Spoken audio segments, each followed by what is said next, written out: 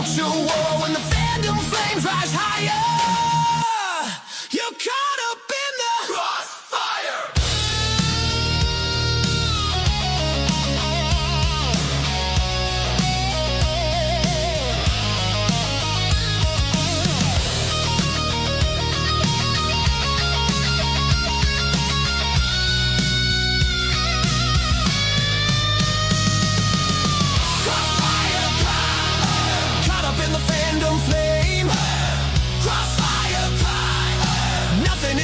Culture safe, the wizard casting truth bombs, mom bringing the fire.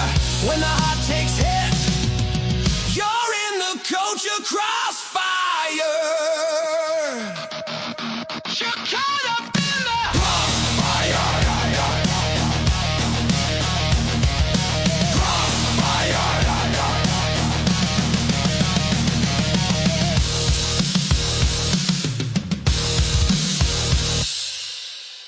At the Red House, where black people and white people buy furniture. And Hispanic people, too. There we go. Hey, what's going on? Culture Crossfire. It's another week. It's another Monday night. And you're here with your boys, Marvin Movie Monster Montanero and the real life fake wizard. Yes, we're here. It's Monday. House. It's Odyssey week, dude. It's Odyssey week, and I'm excited. Don't remind. It's Odyssey week and it's Southeast Game Exchange week, so I'm like overwhelmed, like to the extreme at this point. Yes, I can't wait for our next stream. I mean, we got this stream, but I can't wait for our next stream. You know why? Because it means that everything is behind us. Over. We're back home. See, here's the thing. I feel like the actual I don't think the Odyssey stuff is going to end for several weeks. I think that I think it's going to get even more annoying after it comes out. No, because then you're going to have it's the greatest movie of all time, it's the worst movie of all time argument happening with everyone. And if you say even one positive thing about this movie, people are going to dive bomb you. And if you say one, and the other side of it, people are going to dedicate their lives to loving this movie. And if you say one bad thing about it, it's just going to get worse. You know what's going to be terrible, Marv, is if the movie is just the movie is just like we'll be seeing it together. Yes, we are seeing it together on Thursday night because we are going to be getting ready for Southeast Game Exchange. So yeah, that's going to be interesting and funny. I mean, I'm sure we'll talk about it in our segment on the Odyssey Wizard, but we both went to look at like the theater to see if we needed to get advanced tickets, and we did not. Which is which is why we're talking today about whether this will flop or not. Because there were five tickets sold. This was like a primetime showing. So it's interesting with the Odyssey. It's IMAX. But then because of that, people are buying all the IMAX tickets, and people think like normies think if you don't see this in IMAX, you're missing out on the movie. Now there's a lot of people that don't care about IMAX. So when you I don't really care either. But when you create that kind of environment of like, if you don't see this in IMAX, you're missing out. You're cutting off a lot of normies who don't care that much. It's a 3-hour movie. Oh my God. There is one IMAX screen in each theater. So if you sell out every IMAX showing and then sell nothing to all your other showings, that is not a successful movie.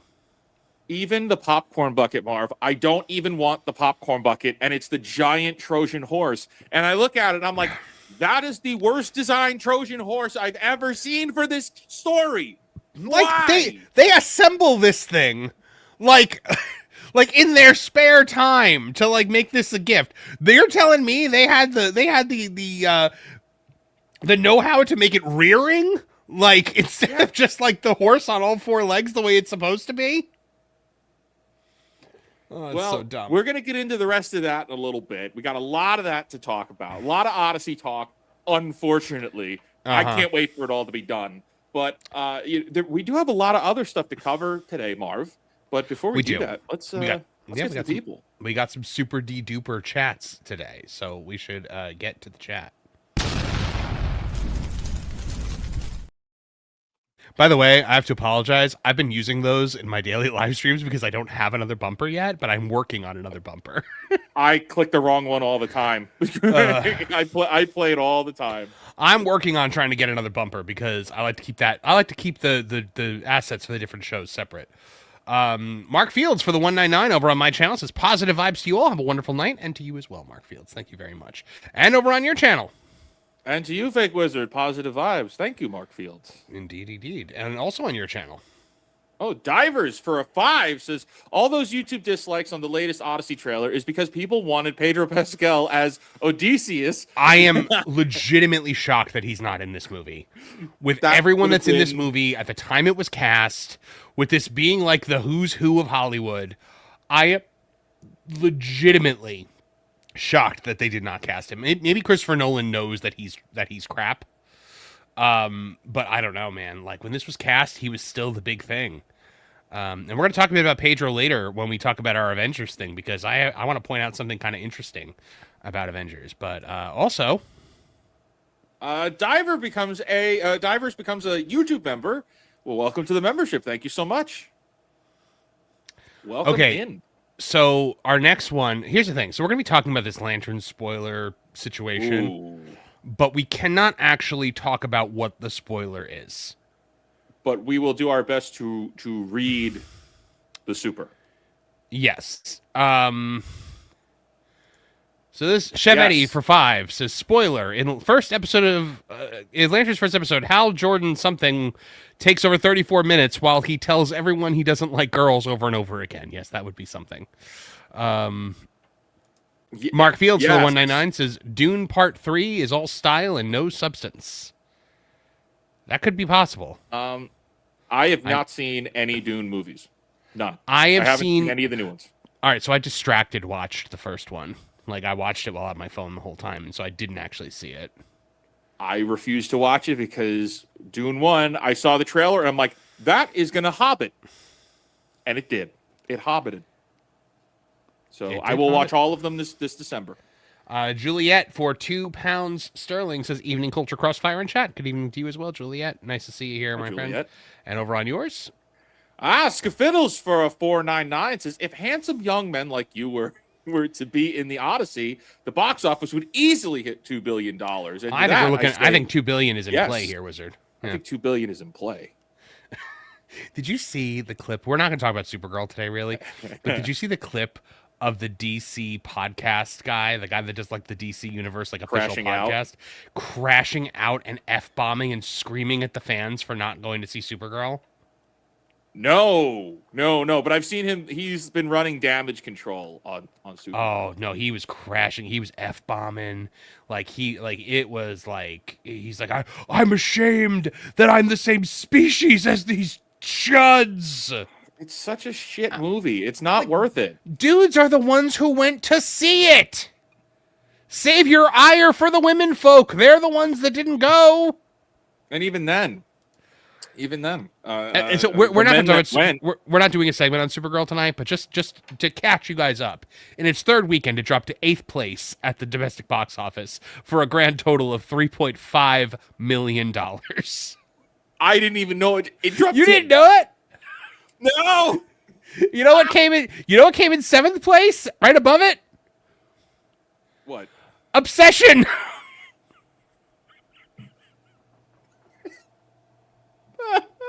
In its 9th week. In its 9th week, Obsession defeats Supergirl.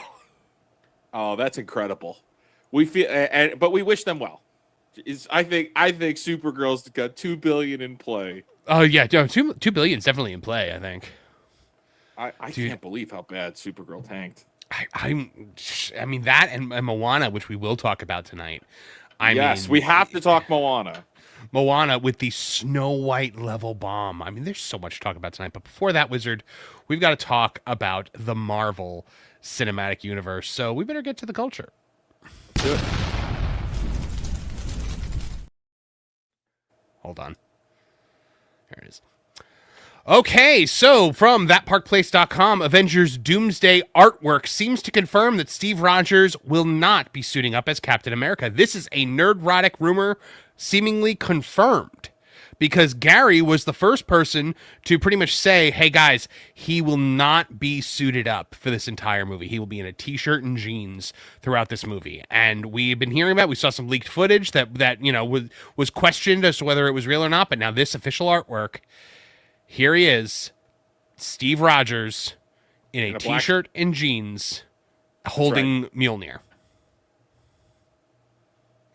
And there's Sam with the shield and the Captain America costume. Unbelievable how they're just like, we will not give you what you want. Can we zoom in a little bit on this photo? Because this photo came out in between our last show to this show, so I haven't even had the time to look at it. But just at a first glance, right? Most of these movies most of the characters that are on screen right here are from movies that the audiences didn't go to see, and the audiences that did go didn't really like them, didn't really love them. The bottom there, we see all the X-Men, the Fox X-Men. Okay, everybody there is extremely. Hold on, sorry. What did I do? Old. What? They're extremely old. They're out. It is. Hold on. Let me fix this. There we go. There you go. They are extremely old. Yes, you're right. Yeah. The Fox X-Men. They're all very old. But you're also missing a bunch of people. That I don't know if we're actually going to see them. Right? We should. It feels incomplete right there. Like that lineup looks terrible. How do you do the X-Men in their in their 90s costumes like this, and Wolverine's not with them? And Wolverine's not because Wolverine's only in the movie. He's only in the opening of the movie. Exactly. Well, we know this from the leaks, but like, what a misfire that is to not have Wolverine standing alongside this Cyclops. Or, Magneto appears to also be in his comic accurate costume for the first time ever, which, good Lord, that only took how long? 20 something years. Yeah. Over 20 years. Yeah. Mystique is finally wearing the white. I never liked Mystique running around with naked, not wearing her outfit. Yeah. She's running around naked. Yeah. I don't understand why they made that choice. The one thing I don't like though is they gave her Karen hair. They gave her like middle-aged woman Karen hair. So the point that I'm ramping to is, Marv, when we look at this image, I feel nothing. Nothing. Mm-hmm. Nothing. And do you think normies are going to feel something? On this image? Heavens, no. By the way, there's Loki in the center there. I don't know if you can see underneath Doom's chin is Loki. So I'm willing to believe that all of the they are. So they've given you this has done so much damage, right? You've got Steve Rogers dressed as Steve Rogers, without the shield, without the outfit. You've got not only Sam Wilson as the fake Captain America with the real shield, but you also have his annoying Falcon sidekick, who probably people don't even remember from Brave New World. And most people are going to say, "Who the heck is that?" Yeah, nobody saw it. And then don't worry, Shang-Chi's on there. Yeah, well, and then so we'll get to that, but yeah, you know what? Let's get to that. Then you've got Shang-Chi, one of the played by Simu Liu, one of the most divisive, horrific, actors in Hollywood right now. And so right away, and then you've got the 90-pound Black Panther. They have to put her next to an actual man-sized man with M'Baku, to be like, don't worry, it's not just girl Black Panther. Then you've got Paul Rudd, who is there just to die. Then you've got the Thunderdolts back here, and then you've got Sentry, not as Sentry. You've got Bucky. So that's something really interesting. We should pause right there. If you look at the Thunderbolts there, look at the lineup of Thunderbolts. Ugh. Look at Yelena's right in the front. Yep. This is the most astroturfed character. No one cares about Yelena. No one does. No one. But interesting. Yep. So there they are, the Thunderbolts. Look at Sentry in the back. Yeah. So he's tiny. So he's an S tier Avenger. Right, and we've heard nothing about like what he's going to be doing in this movie. Dying. He's going to be dying. You think he's going to die? He's the setup. Oh yes, the reason he's this. I said this after seeing the Thunderbolts. He is specifically there to show how dangerous Doom is. When Doom one shots him, then you're gonna go, uh-oh, Doom is powerful. Like he is a sacrificial lamb to elevate Doom's status. Especially with him that small in the poster. Yep. And then you got Thor in his Infinity War costume with Stormbreaker, because even though getting Mjolnir back was a big emotional thing, Cap has Mjolnir again. Which, by the way, Cap getting Mjolnir was a cool thing in Avengers Endgame. Okay, something interesting here. If we scroll down, scroll down. Why does he have the shattered Mjolnir version? Because he's going to have whatever the version Thor actually has is. Because you'd have to assume that the Mjolnir that he took into the time portal with him, he put back in Asgard. Okay, so that's why he took it with him. Yeah. So this is Thor has both Stormbreaker and Mjolnir. Yeah. So we're doing the post Love and Thunder. That's we of course from Love and Thunder. All okay. Right. And now here's RDJ as Doom. I have no complaints about the design. You know, it looks like Doom. I just feel nothing. Outside of Doom, do you see who the second, who's tied for second biggest character on this poster is? Yeah, Pedro Pascal. He's Pedro Pascal. A lot of real estate there. So this tells me one of two things. Either this artwork was conceived before the summer of Pedro, where he bombed in 4 different movies in one summer and proved to be one of the most divisive people in Hollywood, and they've cut back on him. Or they're just not putting him in the marketing, and he's going to be all over this movie. But Marv, looking at this picture, okay, Thunderbolts bombed, Fantastic Four bombed, Wakanda Forever. Nobody really cared about that movie. There's not a lot of talk about that. I know it did well at the box office, but that was also a long time ago now. Mm-hmm. No one cares. Shang-Chi bombed, Captain America: Brave New World bombed. Everything on Ant-Man: Quantumania bombed. Everything on here bombed. Thunderbolts bombed. Thunder didn't do well. No, it did not do well. It didn't bomb, but it didn't do well. The only movie that has, really hit, the only 2 movies that really hit big since Endgame have been Spider-Man: No Way Home, which is a Sony film, and Deadpool and Wolverine, which is a celebration of the Fox universe. So it's not like anybody were showing up to specifically see the MCU. I think people are just done. They're like, you have done too much. One too many Ironhearts and Captain Marvels and all of this, and we just don't want this anymore. Like this is the last and final time we're getting James Marsden, who, actually going to get to do something with Cyclops. He's in the best outfit, and it's in the movie where he's going to die. Yeah, well, here's the thing. You think you're going to get a lot of James Marsden. I think that the Fox X-Men are not going to be in this as much as anyone thinks. There are 60 characters in this, reportedly. 60 named characters. Yeah, so I hate this art piece. I don't like this. This makes me angry about this film. Like, it's not, and maybe it's the color schemes. Like, maybe it's one of those subliminal, I don't like the colors.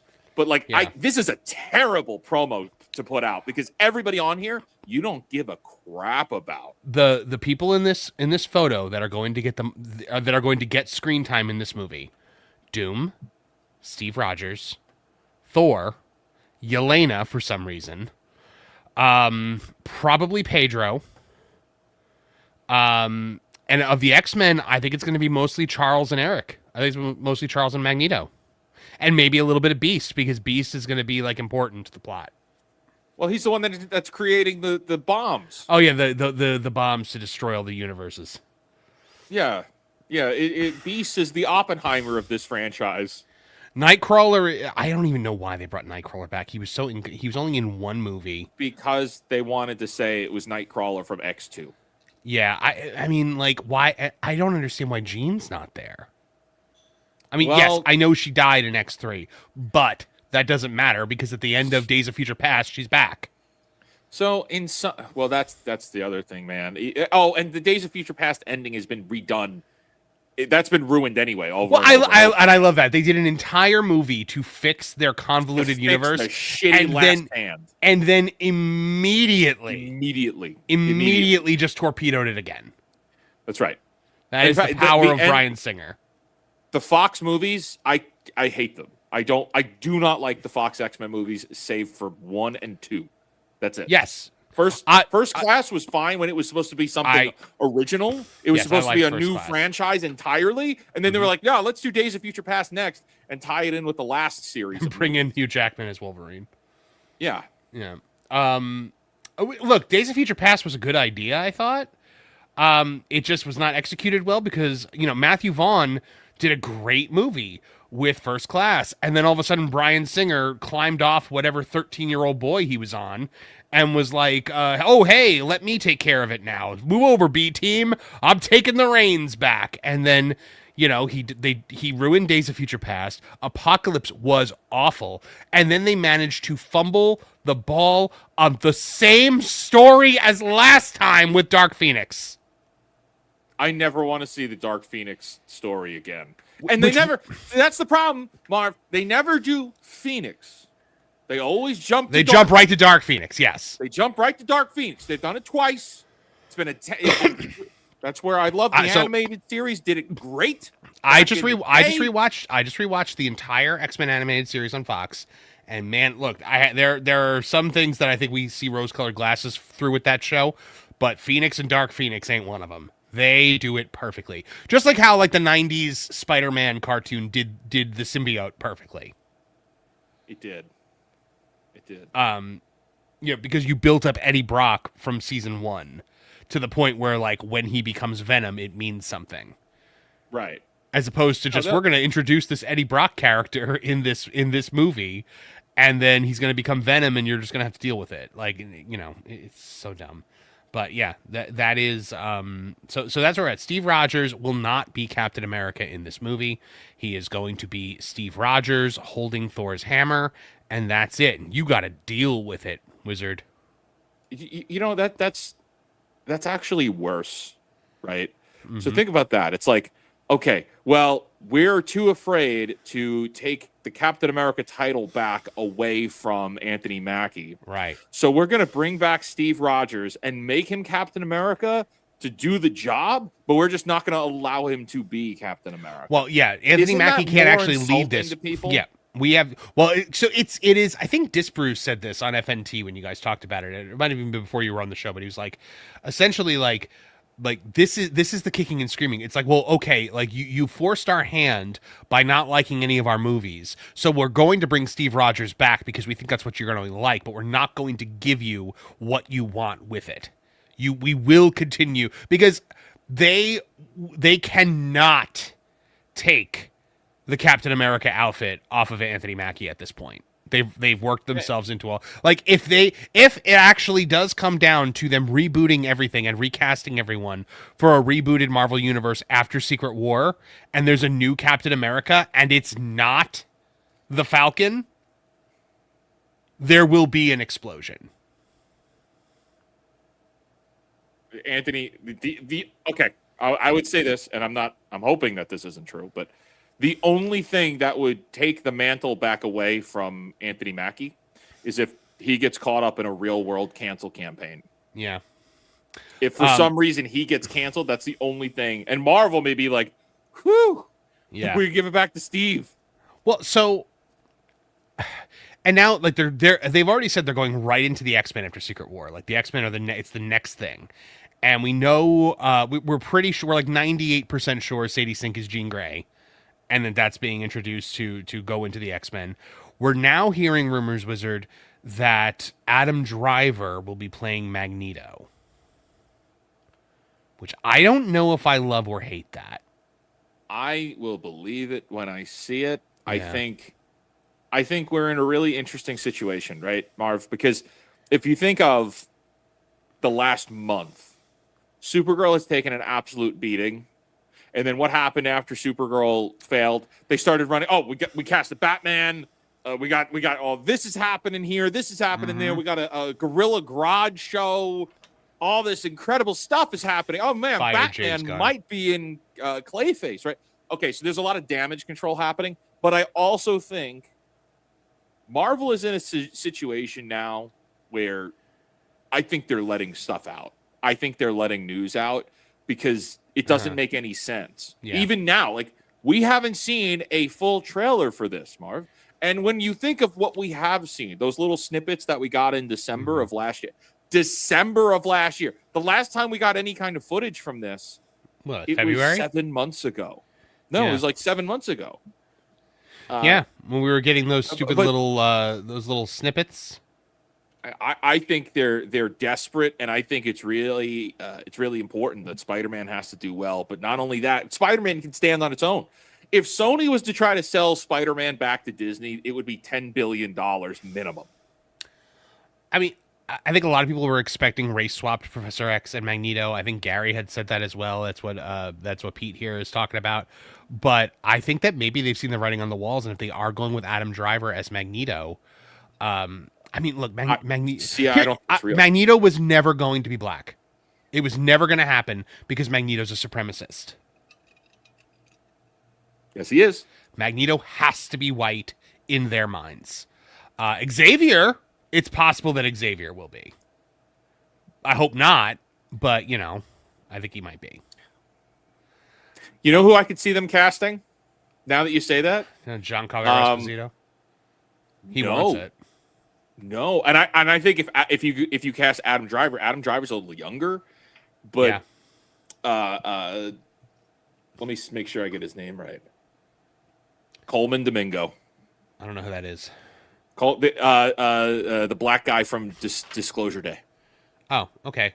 Still, I don't want a race swap, so I don't want that. I'm just saying that's who I think it would be. I'm not vouching Yeah. for it. I'm just saying I think that's who it would be because here's another guy that's really big in Hollywood right now. Honestly, I thought what's his face? I thought that McAvoy was really good and could have continued on as Xavier, but what do I know? I would love to see more from Michael Fassbender and James McAvoy. They were great. Let him age last- into the roles. It's funny. Michael Fassbender has been doing like The Agency. It's a Paramount show, and it's him and Jodie Turner-Smith from The Acolyte, the many song, The Witches. Oh, the power of Like one. that's the love interest in that show. Oh. Yeah. Oh, they're saying Yeah, he played. They're saying he played Joe Jackson in Michael. Okay. That's Coleman Domingo. He was Joe Jackson. Okay. I But think- I mean, if Adam Driver is Magneto, don't you have to get a contemporary around his age to be Xavier, or do you go with the Magneto's powers keep him young thing? That's what they're gonna have to do. But the They're gonna problem with have that is to. that Adam Driver is going to get older. Yeah, Adam Driver's 42 now, Yeah. and I also don't think it's going to be Adam Driver. I don't think so. I really yeah. don't. Well, I mean, it's like My Time to Shine, Hello, and a couple of other ones have floated the rumors. So. Oh yeah, then I don't buy it. It means that it's probably not true. But I need to point this one out to you as well. Oh, but by the way, what's her face from Obsession? You know her name, the girl from Indy Obsession. Navarrete. Yeah, she is apparently meeting with the director of X-Men. I don't even know who she would be. I mean, maybe Rogue. Oh, I don't think so. I hope not. I hope not too. But I She mean, could be a she should be a villain. She should not be. Yeah, I was thinking that too. Like maybe Emma Frost or. No, I don't think she's Emma Frost. No, maybe not Emma Frost. Emma Frost has got to be more like, yeah, I agree. Natural blonde. I don't know, man. January Jones was an amazing Emma Frost. An amazing Emma Frost Amazing.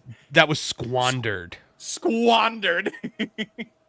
Amazingly cast. We will never get to the point in anything live action where we get the Cyclops Emma Frost relationship. I don't want it. I don't want it. Yeah, I'm you okay never with liked that. it. Nope. I want Cyclops and Jean Grey together. That's it. Yeah, but Jean always dies. but Jean, she by always her comes back. nature, has to die. I'm also fine. here. Oh, the other rumor that I heard about X-Men casting is, and this better not be true. And honestly, I think Disney is probably going to want a wide berth away from him is The Rock as Apocalypse. I do not want a Rockalypse. I don't think I don't think Rockalypse could happen because Dwayne Johnson can't act. He can't do it. He's just not good enough. Look? I have a lot of issues with the original X-Men cartoon on a rewatch. But not Apocalypse. The way they write certain characters. Apocalypse ain't one of them. They wrote Apocalypse so well in that show. Yeah. I am as far from mutants as they are beyond you. Ugh. Yeah. Apocalypse Insects. In 97, they do too much Apocalypse. Well, if you think they do too much Apocalypse in 97 season 2, it's all Apocalypse. Yeah, I'm not interested in 97. Honestly, dude, you're missing out. It's good. I don't care. I'm happy with how it ended. The only thing that I don't like is they brought back the original Rogue voice, and man, she sounds like an 87-year-old woman. Yeah, she does sound pretty old. They got her in Marvel Rivals too, and it just doesn't work. Yeah, and so they tried to also not match the character. And they also tried to do the Rogue Magneto relationship, like pointing out that they had been together. There's this weird thing, and they started doing it in the X-Men cartoon as it went along, where they had this like mentality that the X-Men had been fighting Magneto for years and years and years. And I'm like, no, bullshit. Because in Enter Magneto, he tells the team who Magneto is. The first time they meet Magneto is Enter Magneto. When he busts into Beast's prison cell, and Beast is one of the original X-Men, that's confirmed even in the show, he says, Magneto, I presume. Yep. So, I don't like that. And they did it in the original, too. And they would show, like, in the Iceman episode, they showed, like a flashback to, like, the original X-Men fighting Magneto. And I'm like, bullshit. Enter Magneto is the first time they meet him.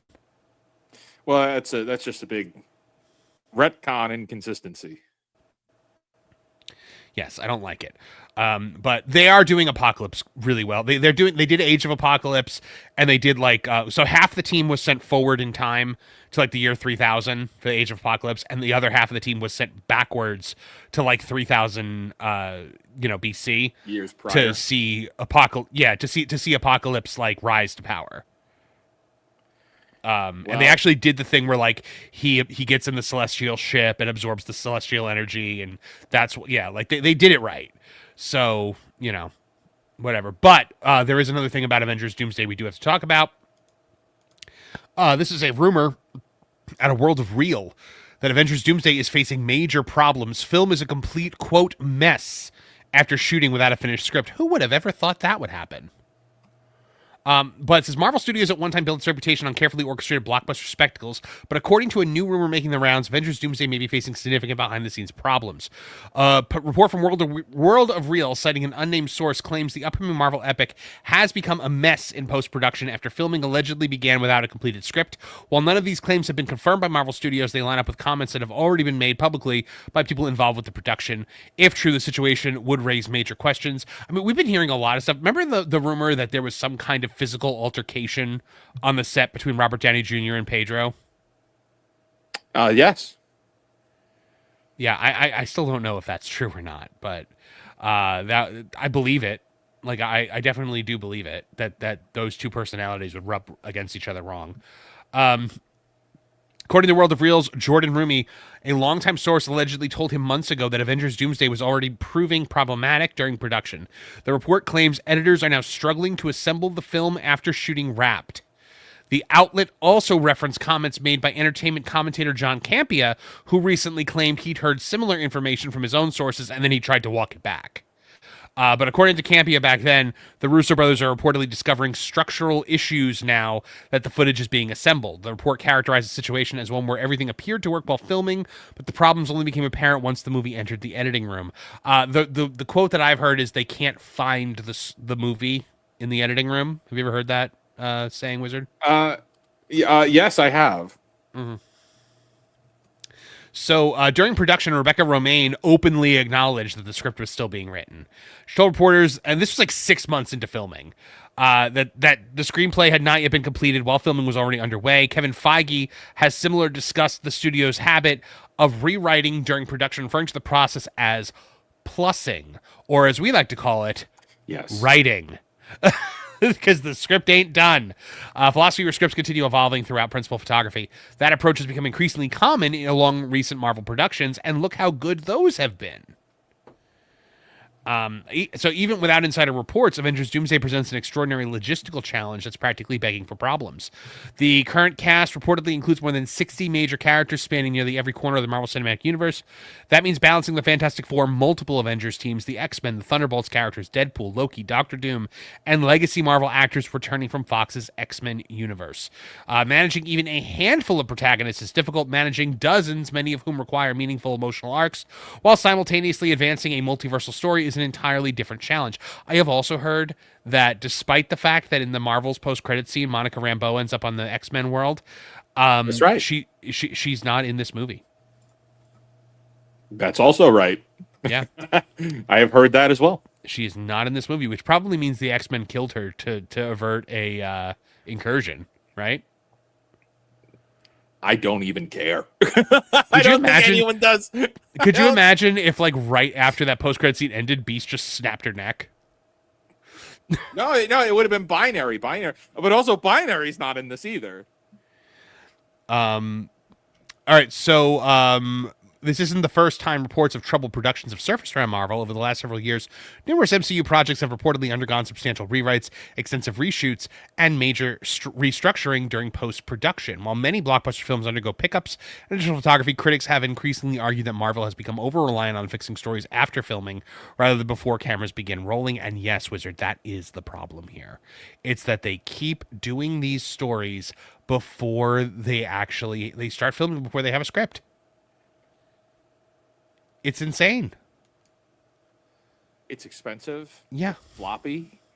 It's you're creating these puzzle pieces and then hoping to stitch them together later. And I'm surprised they've gotten this far along with this process and not had more problems. Mm-hmm. They've got a lot of problems. Oh, yeah. But I'm surprised that, like when you watch the Thunderbolts movie, it feels like a coherent movie. Yes. Fantastic Four is a coherent movie. Mm-hmm. How? When we know that they're operating with, like, not a full script, it's like story beats, and then they write the actual lines, like, the night before for the scene that they're shooting tomorrow. Like, that's insane. In the chat, I think the Russo brothers are trans too now. If the Russo brothers go the way of the Wachowskis, Wachowski, yeah. Oh my, dude! Within 5 years. I'm calling it. Oh, I don't know. I think they got to do Electric State 2 and 3 first. Have you ever seen, there's a Family Guy joke where Peter is just like, he's just like, hold on, I've got something I have to do. And it's him running down the street going, the brothers who made The Matrix are ladies now. They're ladies. No, I don't remember that. Oh, it's great. But yeah, so we're gonna see, man. We're gonna see what they do with this, because right now it sounds like it's a mess, an utter complete mess. And wait, pull up that chat from Matthew that we have here. This movie is going to be the American equivalent of Godzilla Final Wars. Oh. Yes, that's exactly what this is. Oh boy. So there you guys have it. Fry is the hero.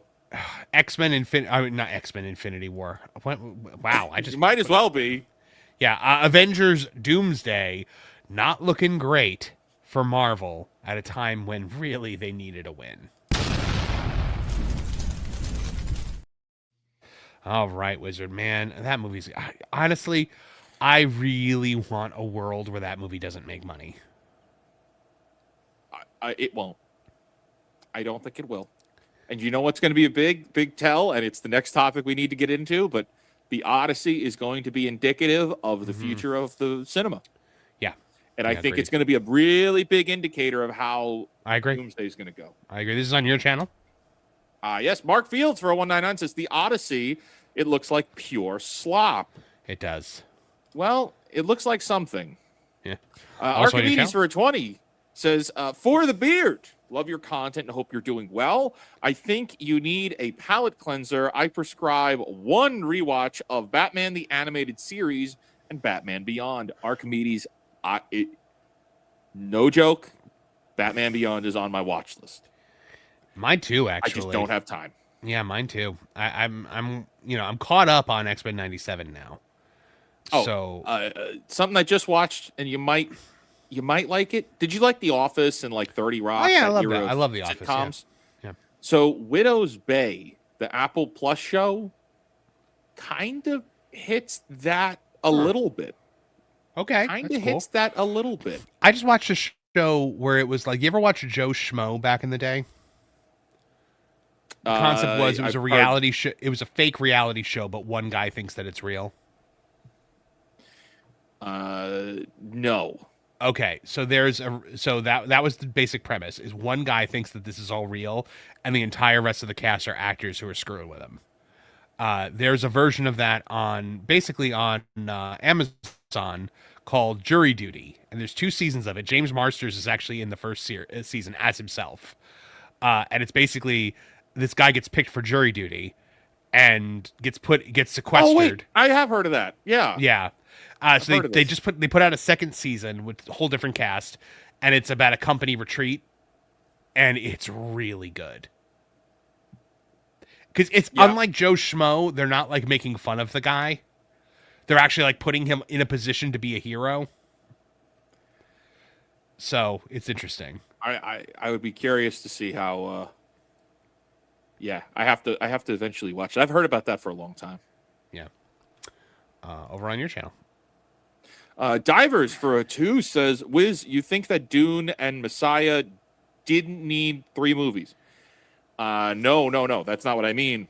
I mean, with The Hobbit, it's not the complete story, right? So like with the Hobbit trilogy, you had it one Christmas, the next Christmas, the next Christmas, each one ending on a cliffhanger that you then had to wait a full year for, and I can't stand cliffhangers. Mm-hmm. I'm also the guy that doesn't like television, because I don't like the cliffhangers of waiting week to week to week. Even the week, that's like why I've realized that's why I'm so critical of things like Daredevil and the Disney Plus shows, and why I show no mercy, because you wasted my week. Because if you can't give me an episode that is good in isolation, I'm not interested. Right.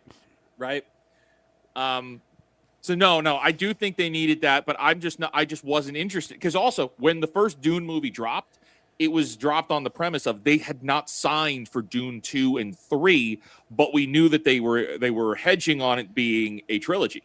Mm-hmm. So I'm like, I am not watching any of the Dune movies until Dune 3 comes out, and I'm just going to watch them all in one. I'm going to watch 1 and 2, have a great time, then I'm going to go see the third movie, and that's it for me. I'm good with the Dune. Mm-hmm. Good with the Dune. I like that. All right. Also, Divers for a 2 says $2 super chat only does a 50 character limit. $5 is 150. Well, thank you for that. There you go. In case you were wondering, Archer Merchant on my channel for 2. What if the twist is Pedro saves Doom with man love? Maybe that was why him and RDJ got into a fight. I don't think so. I think I can't wait for this press tour to see. I can't wait for this press tour. I don't think he will. I can't wait for the press tour though to see how anxious he gets. I actually don't think he's going to be doing it. I think he's keeping his hands to himself on this press tour. You think he's not going to have any anxiety or panic attacks on this tour? No, I think that the studios are going to tell him, stop doing this. We know what you're doing, and everybody else knows what you're doing, so stop touching everybody. You're creeping people out. Yeah, stop. Keep your hands to yourself, bud. Yeah. Over on your channel. Emillennial for 499 says, hey, random question, but Marvin Wiz, is there anyone at Siege you're looking forward to meeting, like Rad Junk or Topher A, or any guests you'd want to bring on here? Well, I've actually already met. Have you? People. Because there's a whole bunch of them there with that team. It was a good team. Nice to meet them. I think my soft answer is like there's a lot of people I'm looking forward to meeting in person and getting together with. To bring on here, I don't know. We kind of run a 2-man show. Yeah. So it's rare that it's we gonna be bring fun. anybody. It's rare that we bring like it's like usually it's like Dean Cain. Like if we bring somebody else. Yeah, it's on a Dean Cain. But as far as me, I'm not even thinking. I haven't even looked at the guest list, to be perfectly honest with you. I'm just so focused on what we're doing at the show that I'm like, because I'm in 3, like I think we're both in 3 different panels. So 2 of which are together. Yeah. So like The panel lineup is crazy, dude. Yeah, like Caro and I are trying to like put together our like what we're doing, and then you and I have not had a singular conversation yet. You and I about what we're doing for. Do you know when we're going to come up with it? Culture Crossfire panel. What? We're going to come up with our show. We're going to come up with what we're doing for our panel as we're being handed the microphones, and that's it. And we're going to let it ride. Yeah. Maybe we'll confer over the continental breakfast at the hotel, but we're probably just gonna make it up after we see the Odyssey. Yeah, I mean we'll probably be talking about something in gaming, right? Like we'll be talking about whatever, we'll hit a couple stories. Oh, absolutely, yeah. It'll be. We've only got 45 minutes, so it's not going to be like a full Culture Crossfire, but we will be attempting to film it and everything. So, right. All right, so over on your channel. A millennial for 199 says, I just wanted a decent Blade movie, man. There's only ever going to be one Blade. Yep. Oh, God, that joke was so different when they wrote it. And then, like, it had such a different meaning by the time it came out. I mean, we couldn't just have him in a trench coat killing vampires with a sword. Can't do a conventional vampire. Yeah, no. According to Kevin Feige, it was never going to be that. CC Black, 1987 for the 199 says did the same thing with Infinity War and Endgame. I guess that means it worked out there if they were writing it as they were going. CC Black also for 199 says R&B said they have 5 hours of film for Doomsday. I did just see that the run. Oh, and you sent that in as well for the 199. THR just said Doomsday runtime is 2 hours 45 minutes. I did see that before we went on the air. I don't know if I could. I don't think that's gonna work. 2 hours and 45 minutes is too much. Mm-hmm. Yeah. James All Day TV for 5 says, thoughts on states suing to block the Paramount WBD merger? Let me get my tinfoil hat on for a second. Every single one of these states is a blue state, and CNN is on the line. That's why this is happening. They could say, because none of these states stepped in when Disney bought Fox. None of them sued. They're only suing now because CNN is on the line. But what the other angle of that is, this fear that CNN is going to change. CNN is not going to change. It's not changing. Mm-hmm. They're not going to make the same mistakes like they're making with CBS. I mean, who knows? Hey, I'm still giving them the benefit of the doubt here. Who the hell knows, man? CNN might be cooked. R.I.P. Get good, buddy. Mm-hmm. Let's see here. CC Black for 199 says Doomsday tickets on sale July 20th. I did see that. Right. That is coming. I don't think it's gonna. You mean apparently that's the day we're also getting the trailer too. So they're dropping July 20th, which isn't that? Is that Comic-Con? No, that's next Monday. Okay. So that's next Monday. So that means, Marv, we'll be able to talk. In theory, if they drop the trailer, we'll be talking about the Doomsday trailer next time we stream. Yes. Provided that I'm back home in time. Yeah. Which I should be because I'm going to leave early. You leaving Monday? Yeah, I'm going to leave Monday morning. Okay. CC Black for 199 says Adam Driver just cast as Magneto. I saw that was a rumor. Has that been officially announced anywhere? No. I did not see that officially announced. And it's definitely rumored. But he also says Patrick Wilson is Professor X. That is also a rumor. I'm seeing that because I just did a news search for it, and it's rumored, but it is not Patrick Wilson. I'm trying to remember exactly. Patrick who Wilson. he He's is. in Cape Fear, and he's in the Insidious movies, and he was the brother, Okay. Aquaman's brother in Aquaman. Okay, so he is he'd be young for Professor. They would be going with a younger Xavier and Magneto. Well, then. He would definitely match up with Adam Driver.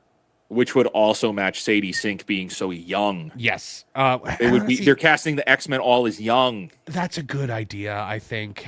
Do X-Men Year 1, like have the team just be like, I know they're not going to because they're not going to be able to resist Storm and Rogue and all of them. But like I'm like just do Cyclops, Jean Grey, They could do Beast, Rogue Beast and as Angel. part of the but Rogue should be on the Brotherhood of Mutants. Yeah, maybe. Rogue should be a villain in the first movie. They should do a proper just X-Men versus the Brotherhood of Mutants. That's it. You can do that. Yeah, I mean, I'm all for casting the X-Men as teenagers in the beginning and then having them grow, and then letting them grow up with us. I think that's a good idea. But who knows? Who knows if that's what they're going to do? Oh my goodness, I have to skip ahead because Andrew Fay for $50 says, go. thank you so much, man. That's not a name I recognize either, so thank you very, very much. Is it just me, or has Hollywood become so toxic that real talent is disappearing? Gatekeepers keep recycling the same actors while shutting out fresh talent. Example, Zendaya or old, outdated. Love your guys' work. Hey, thank you, Andrew. I'm very touched that you sent in the 50. Thank you so very much. Shout out, Andrew. And yes, you have a point. We go through phases, right? Like where was the Pedro phase, where Pedro was in everything. The Zendaya phase has been going on for a very long time, and it's showing no sign of slowing down anytime soon. That's right. Yeah. Anyone else that you think is like getting overexposed right now? Everybody in the Odyssey is overexposed except for Matt Damon. Okay. Maybe you think Lupita Nyong'o is overexposed, or Elliot Page? I think after this, yeah. Okay.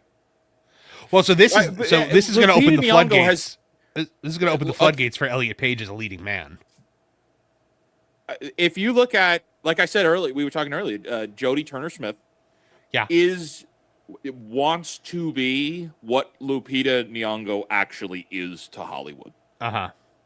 That's how I see the two of them. Jodie Turner-Smith is the most heinous, woke-tard in all of Hollywood. Yes. She's a powerful leader.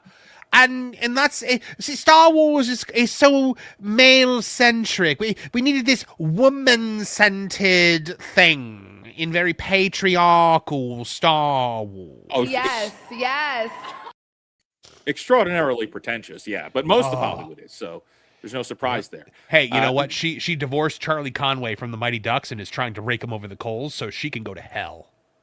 I was gonna say, don't you dare come for Charlie Conway. Conway. That out, I'm like, yikes! She is not a nice person. You have not earned the right to go after Charlie Conway like that. He hit the triple deke and he won that game. He beat the Hawks single-handedly. And the stories about how he's like trying to take care of the kids and stuff is gnarly. Yep. And then at the Junior Goodwill Games, when, Adam Banks came back and could suddenly rotate the hockey stick again, Wizard, and, Russ was about to take off his jersey and Charlie was like, no, I'll do it, because he knows that Russ has that special move, the knuckle puck, that's going to win them the game.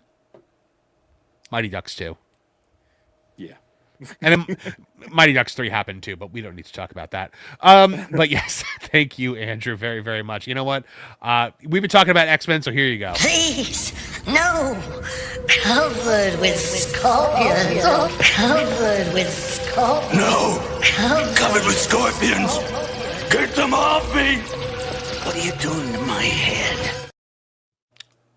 Chief William Schweigert for $2 says, "Rest in peace, Randolph Mantooth. Emergency." Yeah, July 9th, I think. Oh, apparently. I think July 9th. Yeah, man. I did not see that. Is that like a triples? Do we have triples now with Sam Neill dying last night? By the way, Sam Neill, and Lindsey Graham, yeah, everyone's talking with Sam Neill about Jurassic Park, rightfully so. To me, he will always be Merlin. Yeah, I love that made-for-TV Merlin movie. Sam Neill was awesome. He was awesome, man. Great actor. To win. The Midnight, member for 2 months, says Insomniac should be concerned that X-Men 97 shows how the X-Men represented, not how Sweet Baby Inc. told Insomniac to, such Team X. Yeah, absolutely. That Wolverine game is going to be brutal. It's gonna be Sweet Baby.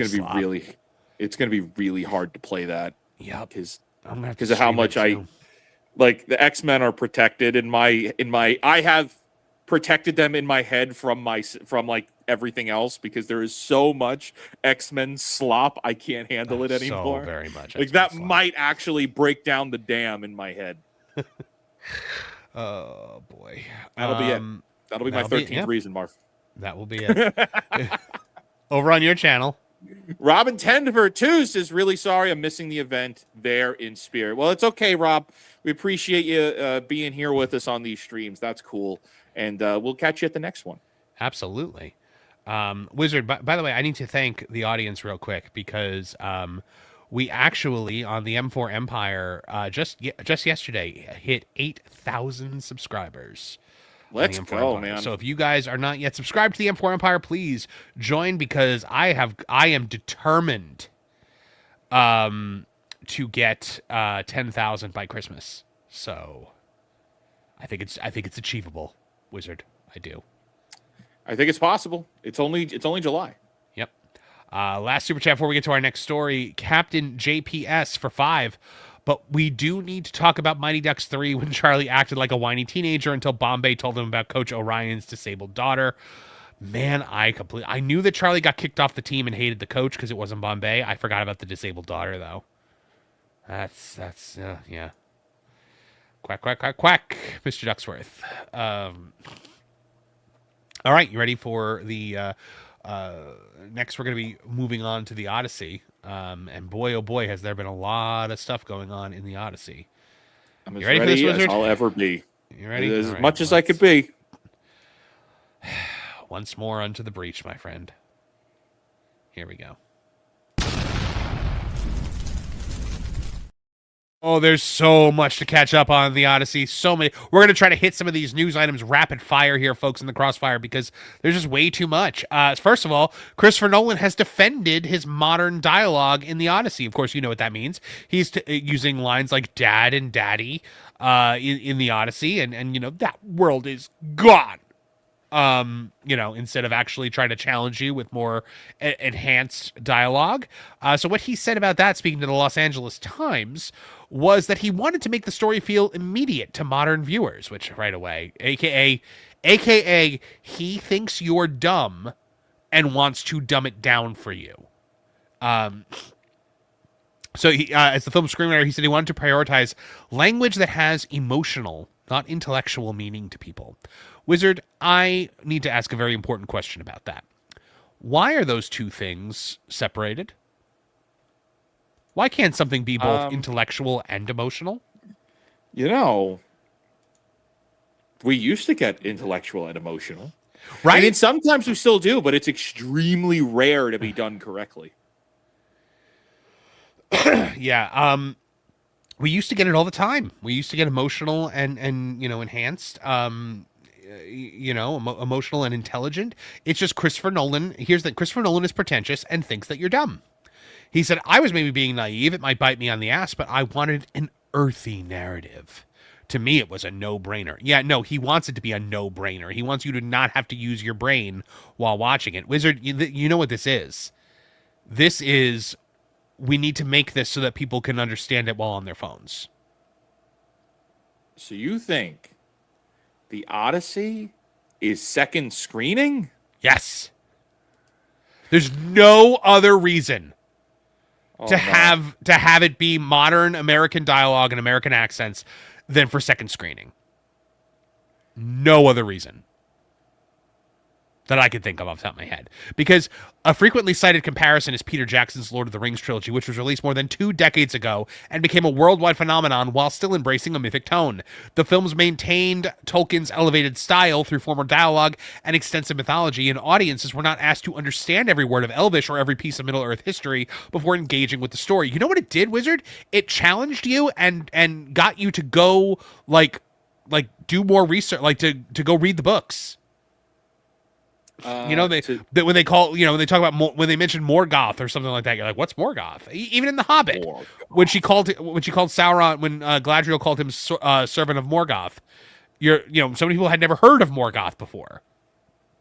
So until Rings of Power spelled out exactly who Morgoth was for you and walked you down the aisle with it. But yes, I think there's second screening. What do you think? I think now, Marv, you have seen Oppenheimer, yes? I have not actually seen Oppenheimer. Okay, you're not a busy guy. You need to see Oppenheimer before we see Odyssey. You know, I know you don't have anything going on this week. No, nothing. If there's one thing I have in abundance, it's free time. You need to take 3 hours to watch Oppenheimer. I really wish you did. Here's why. I did watch Batman Begins the other day. You watched what? Oh, Batman Begins? Yes, I watched Batman Begins, and then I started The Dark Knight. Okay, so Oppenheimer is a 3 hour. It's a near 3 hour movie. Of course, but it is. The movie is moving so fast through scenes that if you're not paying attention, you don't know what's going on. You get on the train, and it is your job to stay on the train. Okay, if you get off the train because you're not paying attention, you lose it. Mm-hmm. So when it comes to this movie, I fear that that's kind of a kickback from after what Oppenheimer was. Oppenheimer was hard to follow if you weren't paying attention. Well, I mean, that's the thing. Christopher Nolan movies used to actually challenge you.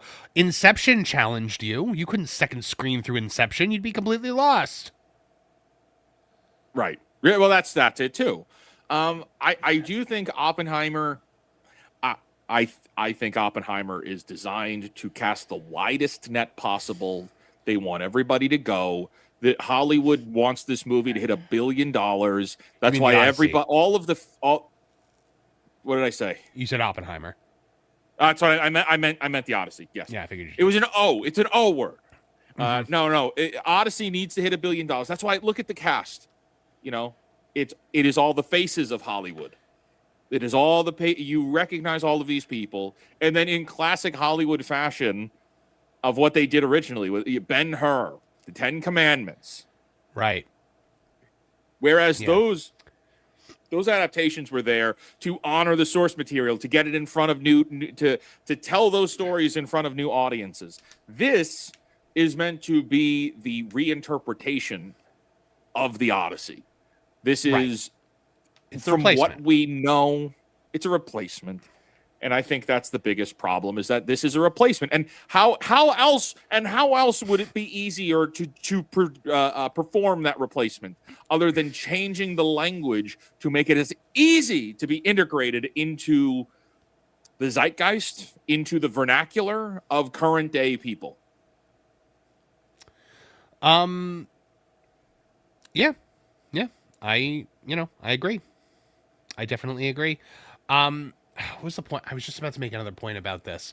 So you know, the fact that they are skipping Greece on their promotional tour. There are no Greek members of the cast, yet they took Wizard apparently 6.5 million euros in taxpayer money from the Greeks to make this movie. They took taxpayer money for it. I have to look into this more. I haven't written an article about it yet because I'm still looking into it. But apparently they took taxpayer money from Greece to make this movie and then locked the Greeks out. So when I covered this in one of my videos, I read this op-ed from a Greek magazine, and or not a magazine. I think it was like a newspaper or something like that. It was a newspaper, and they were basically saying like, "Hey, we understand you wanting to put, you know, some more diversity into this, and we support that. We would just also like to be included." And Hollywood said no. Look, the longer I do this content creation thing, the more I learn about how the entertainment industry works, and the more I find all of the there's tax dollars in gaming. There's tax dollars in television. There's tax dollars, incentives, benefits, kickbacks.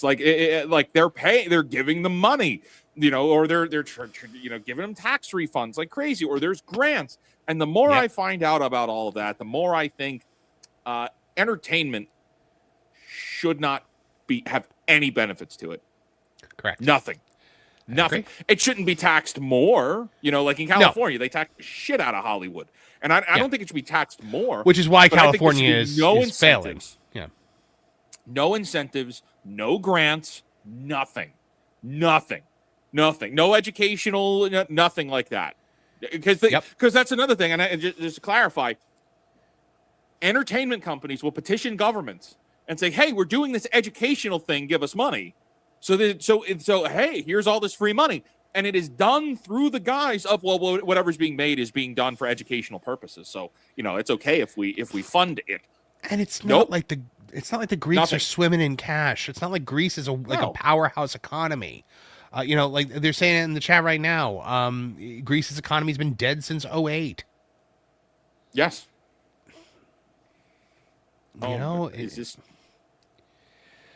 But you know what, Wizard? I know. Do you remember the conversation where Christopher Nolan was like, well, I wouldn't let there be an orchestra because they didn't have orchestra music back then.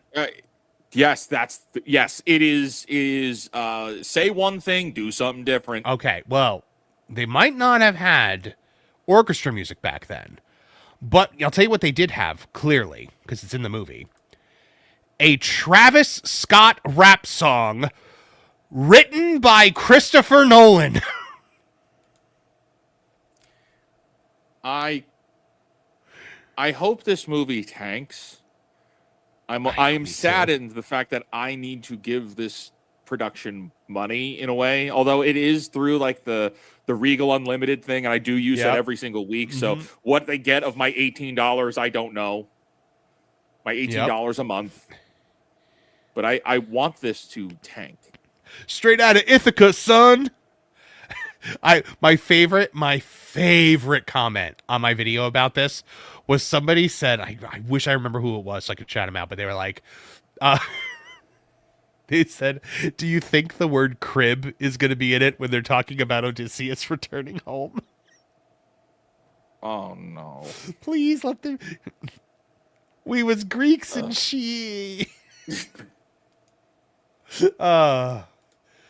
So, Christopher Nolan's adaptation of the Odyssey will not merely feature rapper Travis Scott portraying an ancient Greek bard. The film will also conclude in the credits with an original rap song co-written by Christopher Nolan himself. Screen Rant reports that Nolan received a songwriter and lyricist credit for When I'm Home, an original track that will play during the credits of the Odyssey. The song was written by Nolan alongside Scott, composer Ludwig Göransson, and musician James Blake. The full credits supplied to Screen Rant by Universal Pictures reads right here: Ludwig Göransson, James Blake, Travis Scott, and Christopher Nolan. Performed by James Blake, Travis Scott, and Ludwig Göransson, and produced by Ludwig Göransson and James Blake. That means not only will the Odyssey feature rap music, it will feature rap music written, at least in part, by Christopher Nolan. Do you know why? I think I figured it out. I think I just figured it out. Please, because the whitest man alive writing rap is like my favorite thing to come out of this. Because he can get another Oscar. It's another pathway to an Oscar. It's not. So I had the same thought. It's not just another Oscar. It's a Grammy. It's EGOT. He's EGOTing. He is going after the EGOT. Oh man. Maybe this entire thing, Marv, is it possible that Hollywood would grift the audience? We are at a point now, Wizard, where I think the only thing that Christopher Nolan cares about, he has made as much money as you can, more money than you could spend in a lifetime. I think he only cares about Oscars at this point. He only cares about awards. Okay, so to further that, there was an interview, and maybe it's one of the ones that we talked about earlier, where he's like, "Oh yes, when I was writing in my office, I had to take my Oscars and put them in another room because looking up at them was so daunting." Oh, they were so distracting. They were so shiny. He's the freaking crab from Moana. Yeah. How full of yourself do you have to be like, oh no, my Oscars are too blinding. I'm blinded by my own brilliance. Take them away.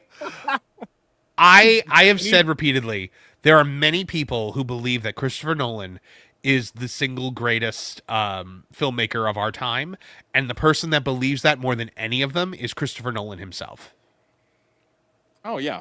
He is 110% of the main buyer of his own hype. I hope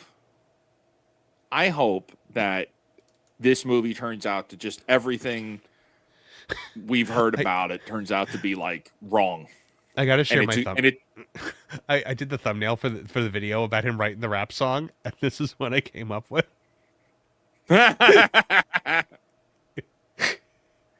MC Nolan. MC Nolan, son. Straight out of Ithaca. I can't. It's just him, like I did not have that on my bingo card. I know he said that Homeric poetry was analogous to rap, which in itself is just a really stupid statement. But I don't. It's absolutely insane. It's the EGOT. He's EGOTing. He is EGOT. Yep, he's 100% EGOTing. He's EGOTing. Yep. Well, we're not done, because one more thing, because Christopher Nolan is not done being insulting to the audience. Wizard, Christopher Nolan is aware of all the backlash, but guess what? He thinks you're irrelevant. Okay. So Maybe. talking to the Telegraph, this is what he had to say. When asked about the backlash, he said, comes with the territory. And then he says, but look, these conversations that happen before people see the film, they're always irrelevant because no one having them knows what the film actually is yet. Okay, so here's the thing. None of these conversations are about people guessing things about this movie. All of the conversations are about things that we have seen with our eyes and heard with our ears. All of these conversations, Wizard, are centered around this marketing campaign. Centered around the trailers, the cast interviews, the things that Christopher Nolan himself has been saying. That's where all of the casting announcements, that's where all of this is coming from. It's not coming from people just making assumptions. Like, he brings up Batman as his, like, oh, I went through this with Batman. Like, yes, you went through a situation in Batman where people who had not seen a second of film thought that Heath Ledger was going to be a terrible Joker and that you were out of your mind for casting him. No one thinks that Lupita Nyong'o is going to be a bad Helen of Troy. Nobody thinks that she's not going to be able to act the role. They're saying that she shouldn't have the role because you went against the way the character is supposed to be portrayed. That didn't happen in Batman. Yeah. It didn't. I look, this is one of those movies where every time I'm like, well, maybe we're just going to have to wait and see. But Marv, there have been a couple of reviews that have been coming out now. At least it looks like they're legit, although I don't know when the embargo is lifted. Maybe it has been at the time we're recording this. It looks like they have taken a lot of creative liberties with this story. Of course they have. Of course they have. And not in good ways. Mm-hmm. Not in good ways. So it'll be very interesting to see how this all plays out. But like, I don't know, be man. so like that is so condescending and so insulting to wag your finger at the audience and say your opinions are irrelevant. This is what marketing is for. Marketing is for discussion before a movie comes out. All right, like they expect them to put their marketing out and then people can only speak positively about it. No, you put out marketing to generate a buzz. This is the buzz you have created. I'm sorry. Right. It is. This is my video tomorrow morning is about this, and I'm so angry about it because this is just it's more fan blaming, it's more attacking, and it's him just putting himself above her. It's the same thing. It's in the same breath that he said the thing about not wanting to challenge people intellectually and meet them at an emotional place. It's because he thinks you're an idiot. He thinks you're dumb because this movie's not for you. This movie is for him and the Oscar voters. That's it. Well, it's also for your children. It's not for us. It's not for us. It's for the two parties that you just named, himself, anybody voting for any award that this could possibly get nominated for. But then it's also for your children because it's changing the way that we interact with the Odyssey as a property, as a story. as a means of what a representation of heroes. That's what it is. Yeah. Just as I mean, think about the compounding effect here. You have the Odyssey, the original version, and then you have the Emily Wilson, I think her name is Emily Wilson translation to English. The feminist slop translation, which is what he based this off of. Yes. Which allegedly what this is based off of. So now we go from 1 to 2 to this. And this is going to we are already hearing confirmation that they are making changes to the story, which means that now what is original? We are constantly dealing with Hollywood is Ship of Theseus. They're replacing parts of the story over and over and over and over and over again for every story until the original just doesn't exist anymore. What made it important isn't there anymore. This has been done with biblical stories like crazy. So, like we said earlier in the show, though, Wizard, the IMAX showings for this are selling out for 2 to 3 weeks or something like that. The regular showings for this are wide open. Wide open. So that's the thing. This is probably going to open in over 4,000 theaters. How many of those would you say are going to be IMAX theaters? Probably a lot of them. There's only one Probably the IMAX majority. theater. There's only one IMAX theater per theater.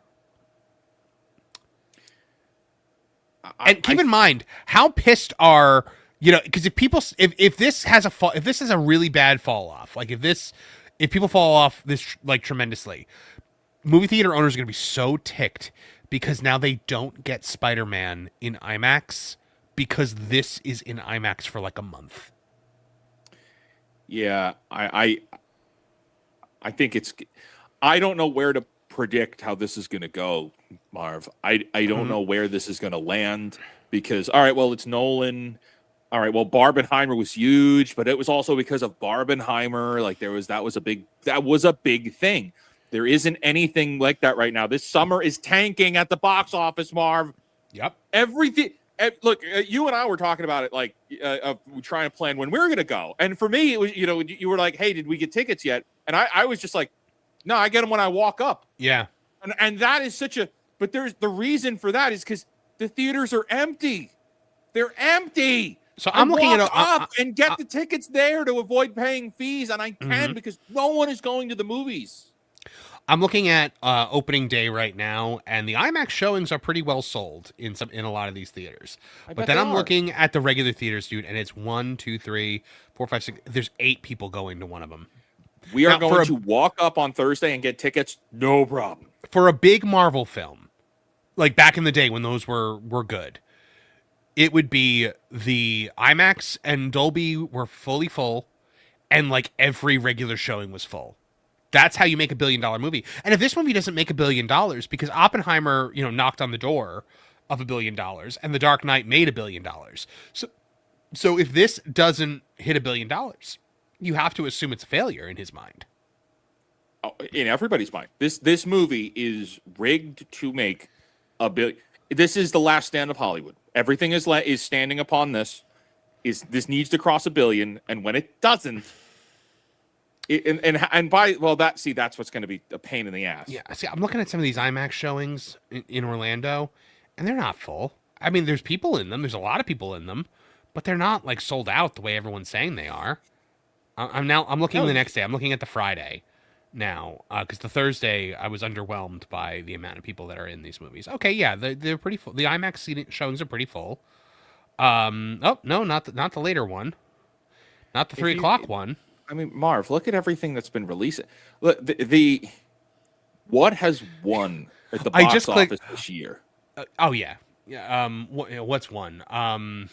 Horror movies and Toy Story and Mario, and that's about it, right? So kids movies and indies and horror, yeah, indie horrors. So the IMAX showing pretty full, right? 8:30 p.m. showing, normal screen, the night that it opens, 4 tickets sold in this entire theater. I'm telling you, man, nobody's going to see this in anything but IMAX, and that does not make $1 billion movie. So there was something that our mutual friend WDW Pro was saying on Valiant Renegade stream last night, and it's something that I really hadn't put much credit towards until he pointed it out. The dislike ratio. This is the dislike ratio on that trailer. The fact that you have nearly a million or 500,000 dislikes. Let's just say that. No, over that 700. Last I checked, it was like 750,000. Is it? Yeah. I'll check for you right now. 750,000 to 1 million of dislikes. The point being there is, anytime we see a dislike that bad, it's not gonna be good for them. Right. That's usually what happens. This would be an outlier. If this movie was to tank, if this movie was to do $1 billion, even after we we as in the internet populace dislike this thing to hell, right? But it still did $1 billion. That means they're untouchable. That's not good. This movie needs to bomb. They need to lose. They deserve to lose. Yep. Christopher Nolan needs to lose 765,000 dislikes, by the way, to 81,000 likes. Yeah. So if this movie wins, even after all those dislikes, we got a problem. Right. And so that could. Uh-oh. It's my show. Hello, it's Culture Crossfire. Marv got disconnected there. I'm sure he'll be back in a second. But as I was saying, yes, so everything that's going on with Hollywood right now and how they're dumping everything into this. They're dumping all of the money, all of the people that are involved in this. This is extremely important. This thing needs to win. And if it doesn't win, then we maintain ground as being the customers. Yeah, if what this will do, if this wins despite all the dislikes, this will fuel the small but vocal minority that they like to try to say that everybody is. Never mind the fact that Snow White bombed after the dislike campaign. Ironheart never charted after the dislike after the dislike started to soar. It is actually a good measurement of sentiment. Moana's trailers were disliked to high hell, and Moana is bombing like Snow White. I gotta tell you, there was all this talk made about all these IMAX theaters being sold out. I just looked, there were people in them, but I could get a ticket to any. I did not see one single sold out IMAX show or one IMAX show where I could, I'd have to sit in the front row. Well, I think we'll know something very soon, Marv, because Chris Gore posted just a couple minutes ago that he is seated for his viewing of the IMAX. I can't wait for their out of the theater reaction. Everybody make sure you subscribe to Film Threat to go see when that happens. But Wizard, we got to get back to the chat. Oop. Yeah. Ready? Oh my God. Yeah, I can't wait to hear what him and Alan have to think about it. They're probably going to say it's good because I bet you it's a well-made film. I mean, why wouldn't it be? We're going to have to see. We're going to wait and see. Anything's possible. Juliet for £2 says subscribe, and share. Good advice all around. Araxis for 5. Would it be inappropriate to start a fund to make Jonas go to watch Chrissy Nolan Odyssey? Yeah, if Jonas does, I don't know if Jonas will go to see it. I think he is going to see it. Oh, okay. Divers for 2 says you also get a couple bucks, Marv, plus subscribe. Thank you so much, Divers. Appreciate it. Over on your channel. Dragon Master gifted 1 Fake Wizards Live membership. Thank you for that, Dragon Master.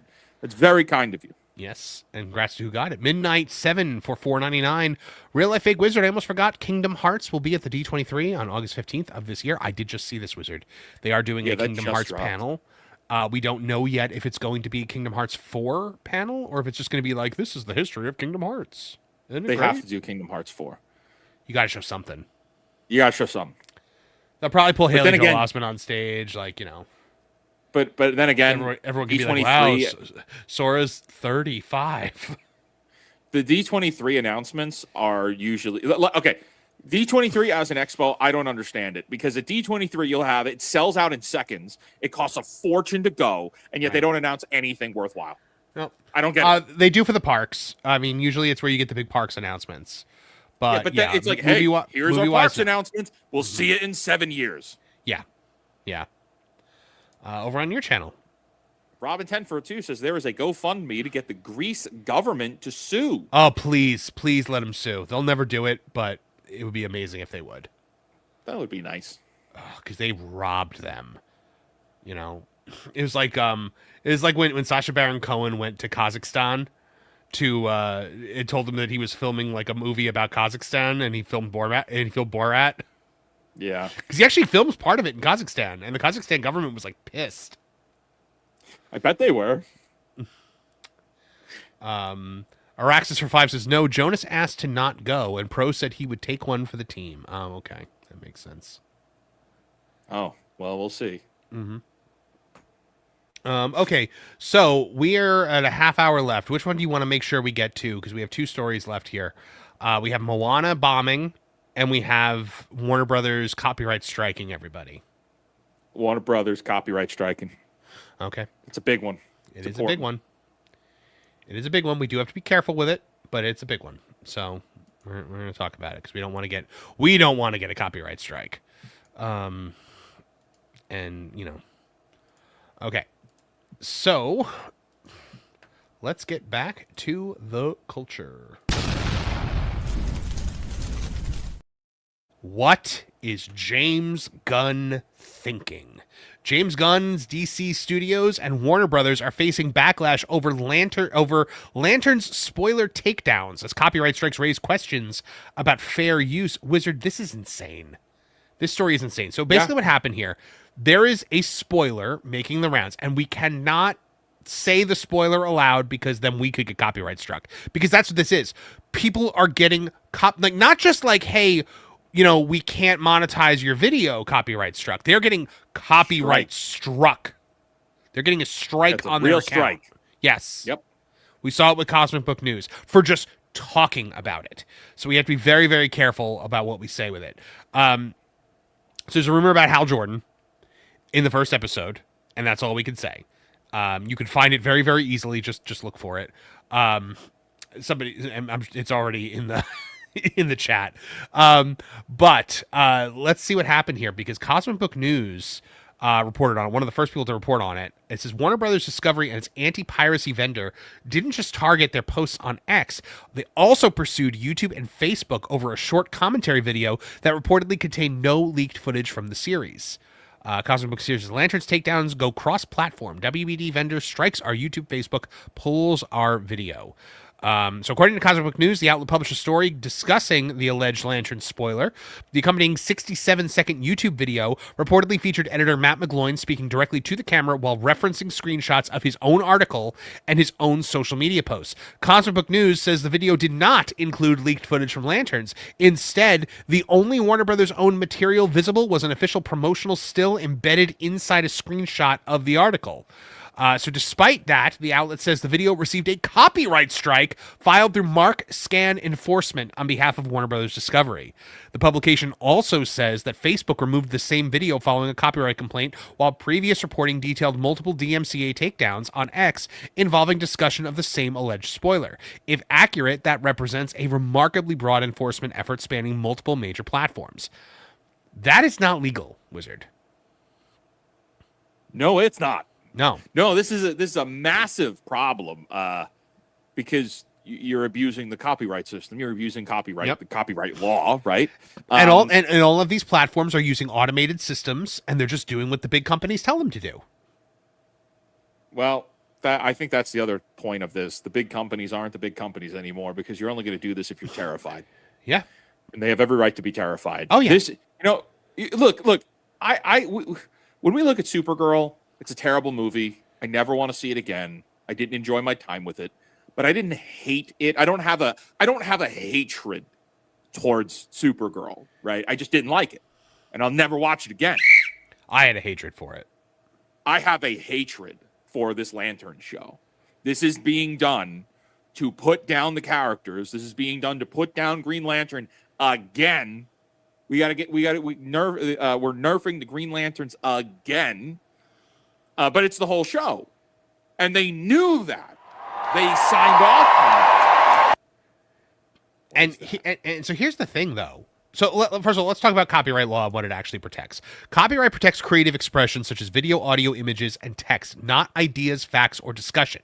Entertainment journalists discuss casting reports, plot rumors, scripts, production details, and alleged spoilers every day, and that kind of reporting has long been part of entertainment journalism. Commentary and criticism also receive significant protection under the doctrine of fair use in the United States, although fair use is determined on a case-by-case basis. It doesn't automatically mean every use is protected. However, if the description provided by Cosmic Book News is accurate, and I believe it is, namely that the video consisted primarily of original commentary with only minimal use of promotional imagery, it raises legitimate questions about whether automated copyright enforcement is being stretched beyond its intended purpose. Because, Wizard, what's next? What's next? Is all of a sudden you give a bad review of a movie and they're going to copyright strike you for that? All of a sudden, is it going to be, you react to a trailer and you don't like it and they're going to, well, they already do that. If you show the trailer footage, they'll copyright strike you. They will copyright claim you, but I don't think they'll strike you. Yeah, they'll claim you. Warner Brothers is we got to kill the ad. What? This is we got to kill the ad on the website because it keeps going off. Oh yeah, no, don't worry, I have it muted so the people can't hear it.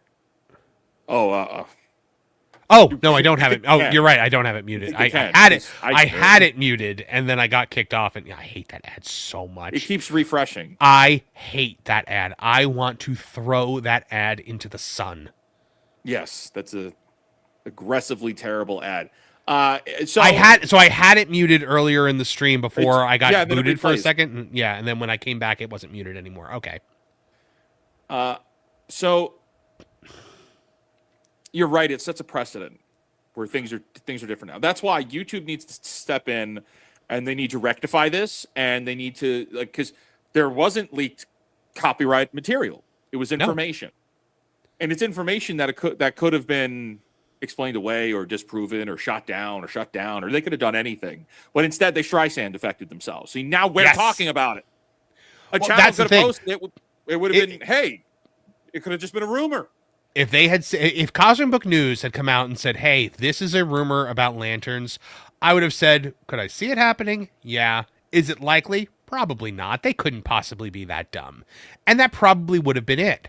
But the fact that they started copyright striking, and it's not just Cosmic Book News, it's multiple channels, it's multiple X accounts, it's multiple social media profiles.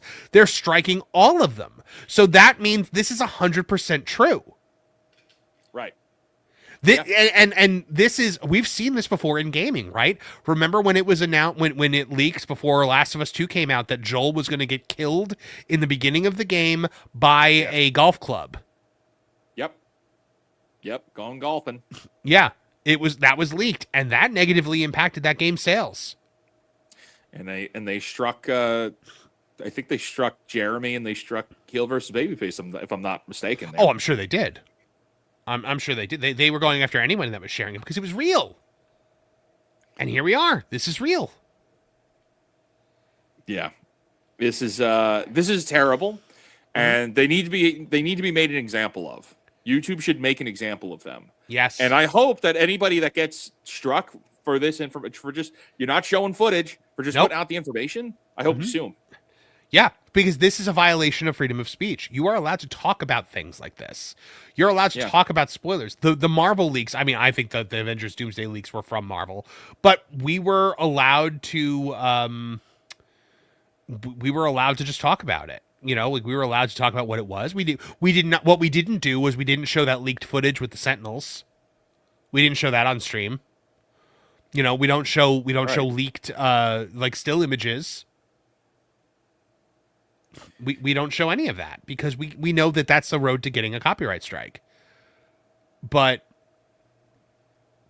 man alive, this is a slippery, and this is James Gunn. This is because I don't care. I don't care if he made the decision or not. He is the head of the studio. If the studio is doing this, it's on him.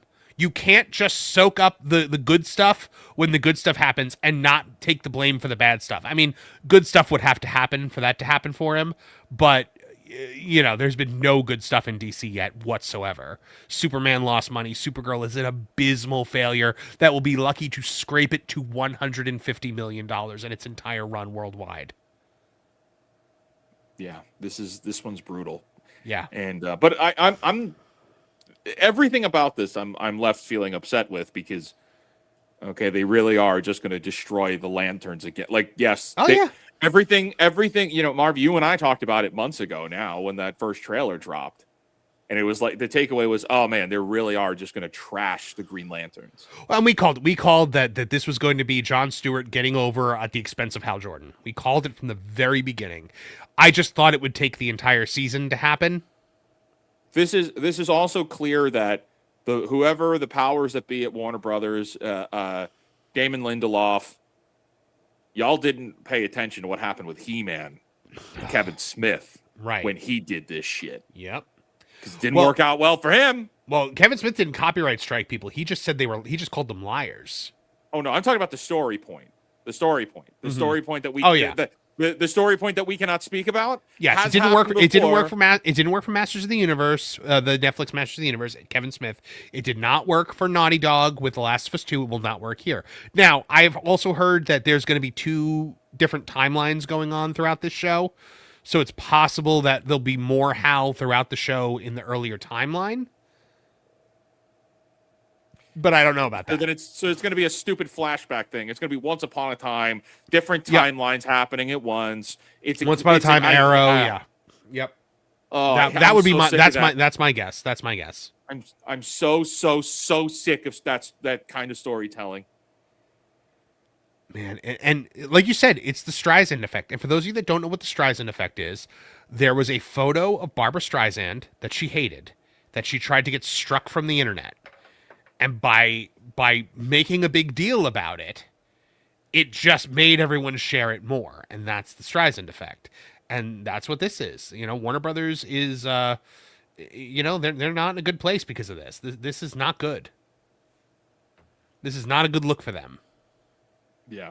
I think that the if there's something you want to go away and you call attention to it, by trying to, it's as soon as you actively engage with trying to change something like that, you make it worse. Yep. And then not for nothing, like you're attacking independent content creators. Like that is ridiculously dumb. And it is and like I said, it's James Gunn. This doesn't happen without James Gunn's approval. Well, you know what, Marv? I think we're getting to a point, and we're seeing it in different aspects of media. Nothing is made for you. Nothing is made for me. Nothing is made for you guys at home.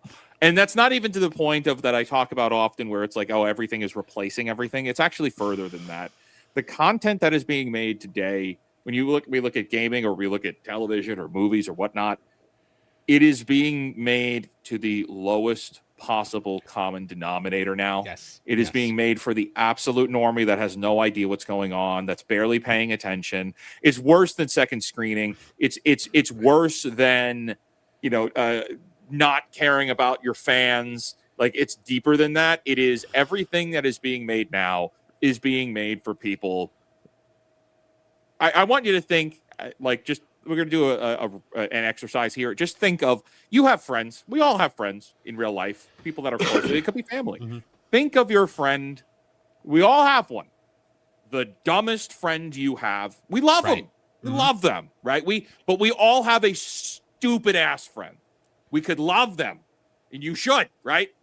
That is who everything is being made for. The dumbest friend you have is who is the target market that everything is for. They don't care that much. They're lovable. They're wonderful people. They just don't have a whole lot going on upstairs, and that's okay.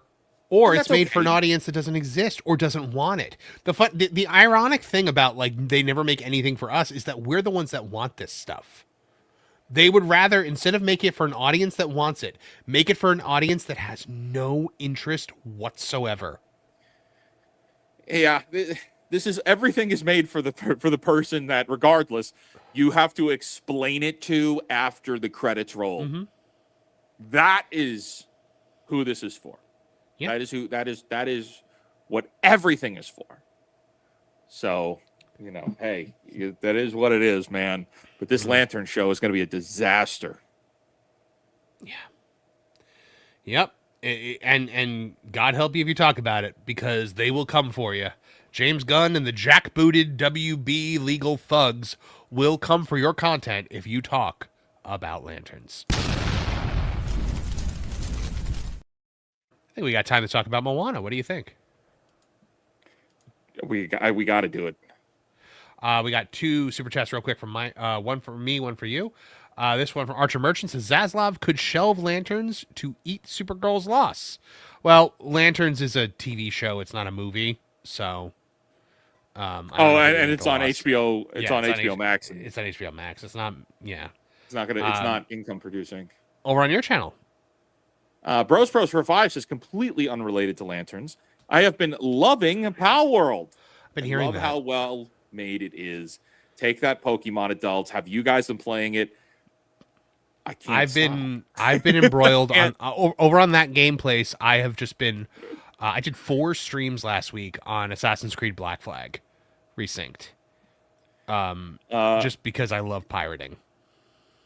Marv, did you like Pokemon, or were you a Pokemon fan? As a kid, yeah. And I still like it. I don't really play the games and stuff like that, but like my wife really likes it. If you like Pokemon and you play Pow World, we won't see you for 2 weeks. Okay. Is Pow World still only Xbox and PC? No, it's on everything. It's on Steam, PC. It is not on Nintendo Switch. Okay. Although it should go on the Switch too, especially after. Oh, there's no way that it's ever going to Switch. There's no way. I don't know, man. With how many times Nintendo has sued them. It passed 800,000 concurrent players over the weekend.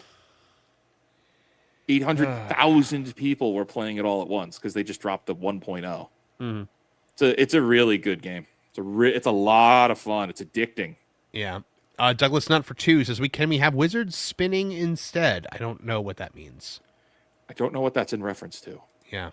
Are you spinning around? I hope not. I hope not either. All right. Let's talk really quickly about Moana because, oh man alive. This movie is an absolute disaster. And Wizard, there's just one thing that I want to say to everybody before we get into this. I told you so for weeks. So let's get into it. Oh gosh, it is a burden to be right as often as I am, Wizard. Because they came for me in the dead of night, the pixie dusters, flinging their pixie dust at me to tell me that I was a hater and I was ignorant. Species. Yes, and I had no idea what I was talking about because I cited box office predictions that Moana was going to fail. No, Marv, there's no way this could fail. This is going to have its second weekend. Oh yeah, no, it's going to rally, right? When it goes up against the Odyssey, it's going to though that would make me laugh. If the Odyssey bombs, then Moana like surges. But so, Wizard, you never saw the original Moana. Have you still not seen it? I'm good with one and done. I'm done. I'm good. Okay. I like the music. I'm good. It opened to just 43 million domestic and 95 million worldwide.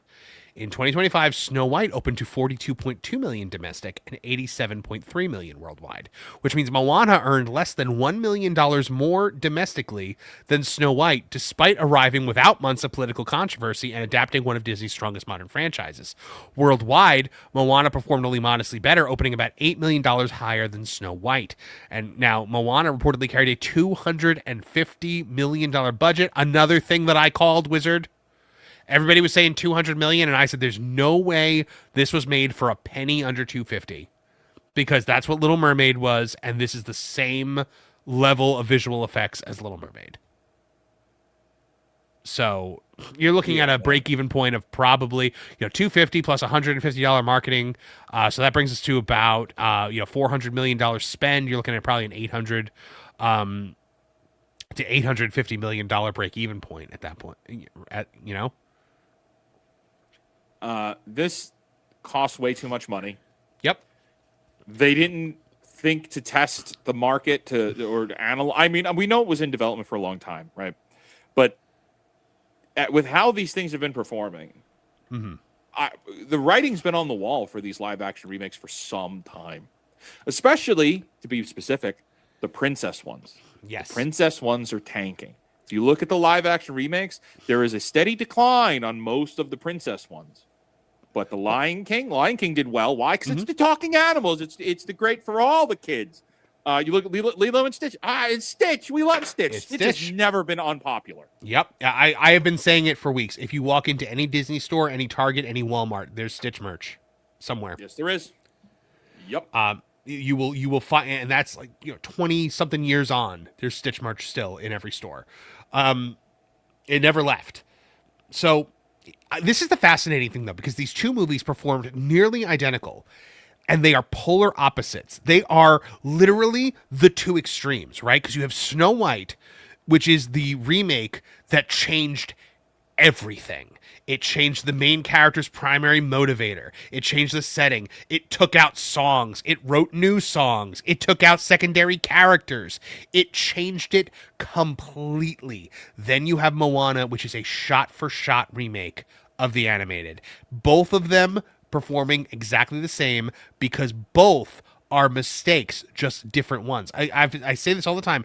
The opposite of a mistake is often just another different mistake.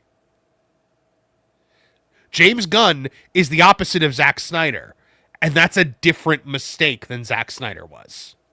It's a different kind of mistake. Yeah. Yeah. It's still a mistake. Yeah. One mistake could be greater than the other. I think James Gunn As is we the greater. feel. I think James Gunn is the greater mistake there, but yeah, no. This is two major mistakes. I think there was one live action remake that actually did it right, because what is the live action remake? Typically, you're adapting something from decades ago. When we were kids, Wizard, there was not a lot of thought put into story for children's entertainment. They did not think that we thought in that advanced way. So that's why you had things like the X-Men cartoon just with major leaps in logic. It's why you had Power Rangers changing the lore every 5 episodes whenever it suited them. What they didn't realize was that we obsessed over this stuff. And we talked about it ad nauseum at school. And eventually, like when Moana came around, we were actually getting well thought out, well-written children's entertainment.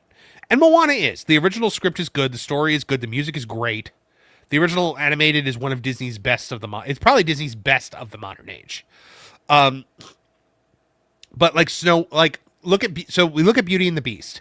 What does the Beauty and the Beast live action remake do? Well, it casts Emma Watson, which is the big mistake that tanks the entire thing for me. It's why I don't like it. But they hit all of the songs. They hit all of the big moments. They do everything according to what the original did. But they add to it. They added a song for the Beast that's actually really good. They fixed plot holes. Like, why did nobody remember that there was a prince in a castle near their village? Like, that's what you have to do. You can add these nuances and you can add these things that like enhance the plot but never replace the plot. That's what, like, Aladdin gave Jasmine a song. Which, say what you will about whether you like that song or not. It was but then Aladdin also made the mistake of taking out the Jafar snake, which people hated. And took the snake out. Yeah, and Will Smith was such a radically different genie from Robin Williams that nobody liked it because he was just being Will Smith. So yeah, the truth of live action remakes, if you're gonna keep doing them, is in the middle. But Disney got tricked into continuing their live action remakes because after Snow White and Little Mermaid, they were ready to call it quits. They canceled Tangled, took it off production, and then Lilo and Stitch made $1 billion. Yep, and then Lilo and Stitch made $1 billion. Moana was already in production. Lilo and Stitch made $1 billion, and then suddenly Tangled is back. It's a mess, man. Yeah. We were talking about it before because it was like, hey, we got to go see Moana, and I've just been saying for kind of, I guess, weeks now, I don't want to go. I don't want to see this. I don't want to see this. I don't want, even sitting there, I was so on the edge of my seat of leaving and going home. Yeah. And I really wanted to. I really wanted to leave, but I was like, no, I got to stick it out so I could do a proper review. And I did, and I watched the whole thing. But I also didn't go in. I don't go into these things with like hoping that they suck because I don't like wasting my time. I hope to be like, I hope that I could come and report back like, hey, that Moana remake was actually really great, and here's why. Right. But it's just that's never the case. It's never. It's hardly ever the case. I know. But I know. And with well, this, remember the first stream we were ever on together was that Lilo and Stitch review stream after we saw Lilo and Stitch. And I actually liked it at first, and you didn't, because I wasn't really like it wasn't until I watched it a second time on Disney Plus where I was like, oh, I hate this ending. The ending is rough. The ending is really rough. It's really rough. When you look at the absolute hopium that you get from the animation versus what the live action is, the live action is dog poop. Yeah, but like for most of that movie, though, I was happy with it. I liked Stitch. I thought the girl who played Lilo did a really good job. It's just that ending just completely destroys that entire movie. Yeah, like Act 1 and Act 2 are manageable with that film, and then Act 3, it falls off a cliff. It blows a hole in the entire premise of the film. That Ohana means family, and family means nobody ever gets left behind or forgotten. That's right. That's right. Yeah. And a lot of people, I remember getting a lot of hate. And they were there. The comments I got back were like, "Well, the whole movie is establishing that she's not able to raise Lilo on her own." Yes, thank you. That was the point of the animated version too. And in the animated version, that's why the aliens move into the house with them. Mm-hmm. It's a whole found family of rejects. Yeah. Mm-hmm. That's the point. And all of those comments were just Tom Connors yelling at you. It's all just Tom yelling at you. Yeah, well, shout out to Tom, friend of the channel. Love Tom. Yeah. But yeah, Wizard, this is a major bomb of epic proportions, of Snow White level proportions. They need to stop. They need to stop doing this. But they're not going. I think the reason and so here's one last point about this. The Rock is done.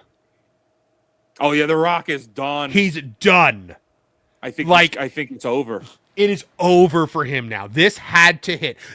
And like on paper, and I know why they spent so much money, because on paper, this had to hit. Because it's their most popular movie of the modern age. It's the most streamed thing they have on Disney Plus in terms of their Disney movies. And they just had made $1 billion with Moana 2. At what point does Disney run out of money to keep doing that? Like, I don't understand. They'll never run out of money. Disney company. To keep doing these movies at this caliber, at this scale. The Walt Disney Company is a slop factory. Yeah. Yeah. Everything they make is trash. So now, what is the last thing The Rock was in that made money? What, Jumanji 2?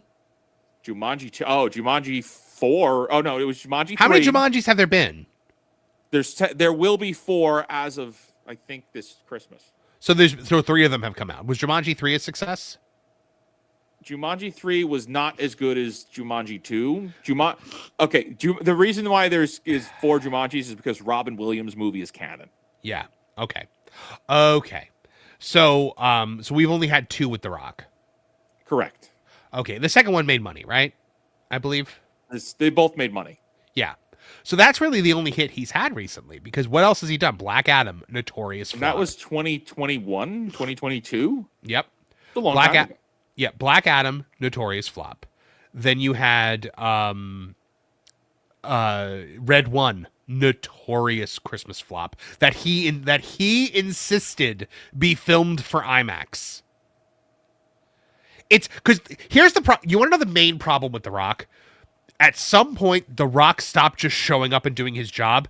The Rock got to the point where he wanted to be creatively involved in everything. Yeah. And here's the thing about him. I'm sorry, Dwayne. He is not a creative person. He's not. He's very good at being The Rock. And in the original movies that he was doing, Walk Tall and Scorpion King, he was able to just kind of be The Rock. And that was fine. Now, all of a sudden, The Smashing Machine. Not only did that bomb, but he didn't get his Oscar nomination. That was an Oscar bait movie. Oh, yeah. And it was so clear that it was, and Hollywood still told him no. You know, did he do? What did he do? That Hobbs and Shaw thing that probably made money because it was Fast and the Furious. Oh, maybe it didn't. That I don't was know. 2019. Oh, okay. That So was, yeah, what that have you was what have you done for me this 2019. decade? The Rock is a flop machine now. He used to not be able to miss. Now he can't get a hit to save his life. Black Adam destroyed that man. Well, because Black Adam was the Rock. He tried to take over DC. Yeah. He tried again. He tries to get creatively involved. He tried to take over DC, and it didn't work, and it was a flop. And he crashed and burned. And that's it. At this point, this movie was sold on his star power. But I said this on the pro channel. Casting him as Maui in this was the worst mistake they made. Because another thing, we already have The Rock as Maui. So we can already watch that. And he's just doing an impression of what he did. But now Maui is animated to look like he's 24 years old, 23 years old. Maui and Moana huge. he's massive. Maui and Moana have this big brother, little sister dynamic that actually works really, really well. And here. In this movie, he is a 53-year-old man in a giant plastic muscle suit. And it's creepy. Extremely noticeable. It's creepy, dude. Like, there is the scene where it's a very brother-sistery kind of scene where Maui is hit with the dart Pissing and he's in the paralyzed. water. Yeah, and he says if the water gets warmer, it means we're on our way. And she's like, it is getting warmer, and you realize he's pissing in the water. He's laying face down over the slats of the thing, so you can just figure he's peeing down. In this one, he's 53 years old. On his side. And he's laying on his side. And my first thought was, is it out? Does he have it out? I was like, that's a weird scene. I can't believe they didn't cut that. I can't believe they left that in. I can't cut believe nothing. they left that in. They cut It was just like nothing. Huh? It's the having this old man, respectfully, right? This older gentleman having the will he, won't he redemption arc. It doesn't work. It doesn't work when you're a 53-year-old man. But it would have worked if you're a perpetually 24-year-old. Right. Now he's a demigod, he's immortal, but he's like perpetually 23. He's a youthful. And he's got that youthful arrogance that like Maui can do anything, like, you know, like I'm the strongest guy. From a 53-year-old man, that was cringy because he's acting like a 23-year-old. It doesn't work at all. Him being cast in this movie. I mean, you want to talk about the box office and it's the same story. Like, it doesn't matter. The performance from The Rock here is not good. It's not a good performance. You know what? He is miscast in this movie. I actually think this is a great point here. From Avapop Culture says The Rock should have gone into hard R-rated action movies like Predator. Yes. Like if The Rock had leaned into the older demographic, but now he's Family Rock. He's Disney Rock. He's Jungle Cruise, and he's Fast and the Furious. Cruise Tank too. Yeah, he's Jungle Cruise. He's Jumanji. He's the Tooth Fairy. He's all of these Disney like family things, and that is a big problem, man. And again, and I think that's also partly Hollywood, because Hollywood doesn't want The Rock is not the action star that Hollywood wants. Timothée Chalamet is the action star that Hollywood wants. Tom Holland is the action star that Hollywood wants. They don't want giant man-sized men. Well, they can get it. They'll get plenty of those. That's fine. Whatever. See how it does at the box office. There you go, guys. Moana is a notorious flop. And, you know, we're going to see how it does in the second weekend, but I am predicting a massive drop, and it's just going to keep going down, down, down until it's in the mud with Snow White. All right, Wizard, let's close up this shop. We've got two more. Did I listen up for two? Says meant the wizard spinning gorilla. Oh, I see. You might have to send me that. You might have to send me that clip so I can play it, since I'm the one that spins the tracks on the show. 'Cause I do like that one. Michael Steele, and I promise I'll only play it on this show. Michael Steele for $5 Canadian says Disney has been reclassified as a DoD contractor. They make that many bombs. Yes. Yeah. That's funny, man. Oh man. Okay, Wizard. Yeah. Anything you got going on other than Southeast Game Exchange? Nah, man. We got Southeast Game Exchange this coming weekend. We'll be in Greenville, South Carolina. Come see us. We'll be there. Both Marv and I will be there. We got a lot of stuff happening, and there's gonna be a lot of events. Check out southeastgameexchange.com for more information about like what the schedule looks like, who else is going to be there. There's going to be a lot happening. And I mean, it's getting down to the wire where for us, it's going to be like literally 45-minute clips of running to jump into different things, and also keeping the indie circuit running and we got some main stage events we got to do. I'm getting down to the point of it's like, I don't even know if and when I'm going to sleep, because of how much there is to do. Yeah. It's going to be a brutal week, but we'll be back tomorrow. I'll be streaming with Hypnotic for a little bit, and then we have our Wednesday show. But other than that, we'll be back next week for Culture Crossfire, I hope. Yep. And we are sending you guys over to the pro show with WDW Pro right now. I believe already in progress. So, tell them that we sent you, and we'll see you next time. Guys, check out my channel, please, M4 Empire. Give a subscribe. We have got a... what do you call it? 3 videos a day and a daily live stream at 10 a.m. So I'll see everybody at 10 a.m. tomorrow for M4cast AM. Thank you very much. See you at Southeast Game Exchange. And Wizard, you want to close us out? Yeah, until next time, create, innovate, inspire, and cancel Disney Plus.